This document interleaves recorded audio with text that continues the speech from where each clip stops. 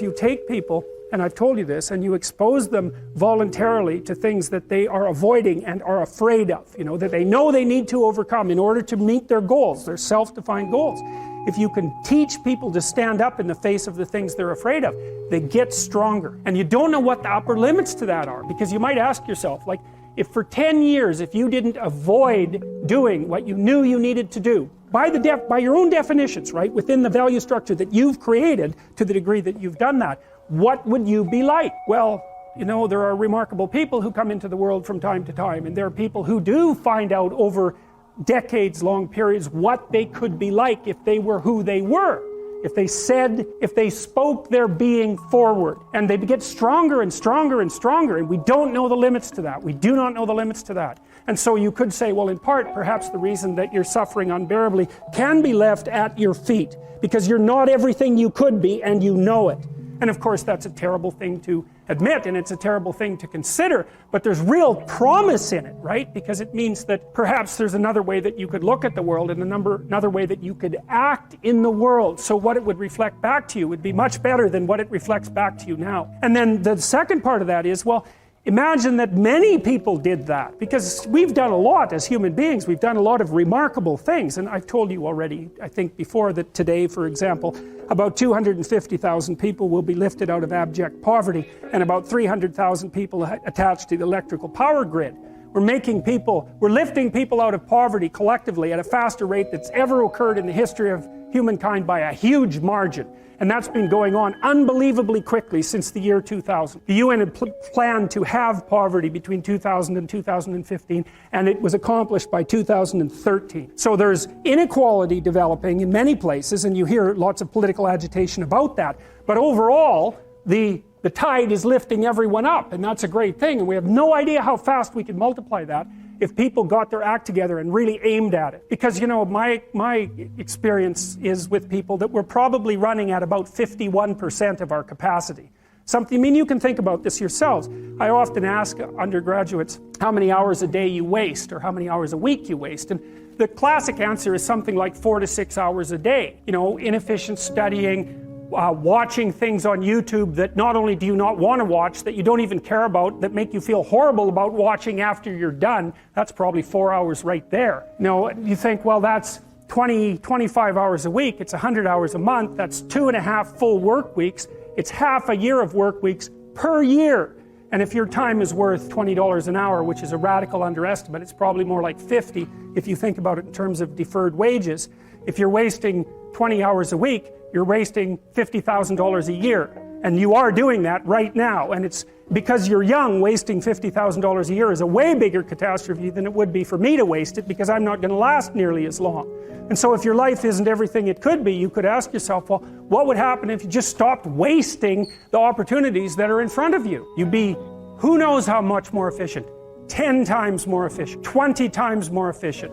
That's the Pareto distribution. You have no idea how efficient people get.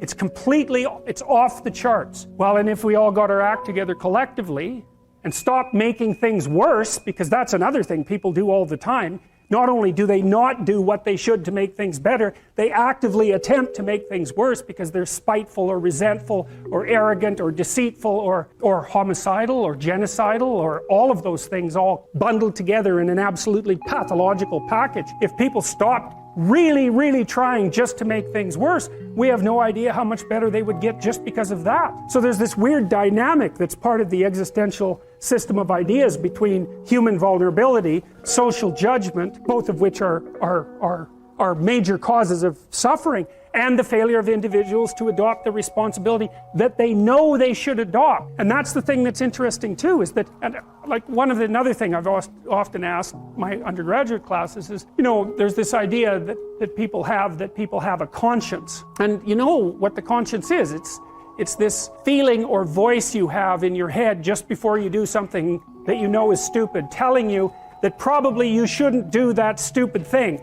You don't have to listen to it, strangely enough, but you go ahead and do it anyways, and then of course exactly what the conscience told you was going to happen inevitably happens, so that you feel even stupider about it than you would if it happened by accident, because you know, I knew this was going to happen, I got a warning it was going to happen, and I went and did it anyways. And the funny thing too is that conscience operates within people, and we really don't understand what the hell that is. So you might say, well, what would happen if you abided by your conscience for 5 years or for 10 years? What sort of position might you be in? What sort of family might you have? What sort of relationship might you be able to forge? And you can be bloody sure that a relationship that's forged on the basis of who you actually are is going to be a lot stronger and more welcome than one that's forged on the basis of who you aren't. Now, of course, that means that the person you're with has to deal with the full force of you in all your ability and your catastrophe, and that's a very, very difficult thing to negotiate.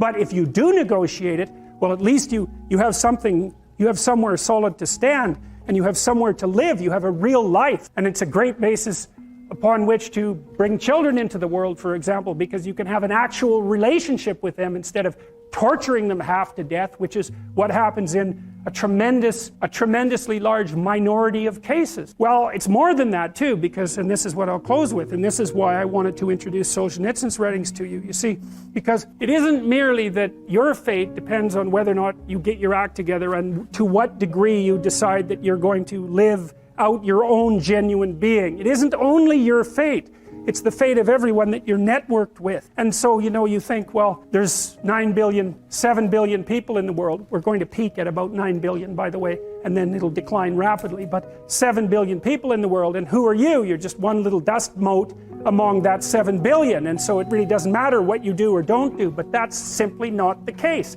It's the wrong model, because you're at the center of a network. You're a node in a network. Of course, that's even more true now that we have social media. You'll know 1,000 people, at least, over the course of your life.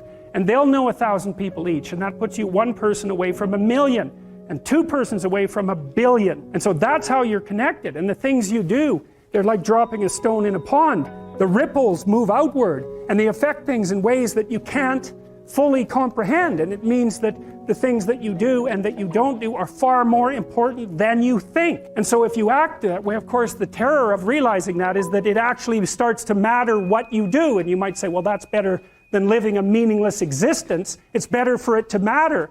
But I mean, if you really asked yourself, would you be so sure if you had the choice? I can live with no responsibility whatsoever. The price I pay is that nothing matters. Or I can reverse it and everything matters. But I have to take the responsibility that's associated with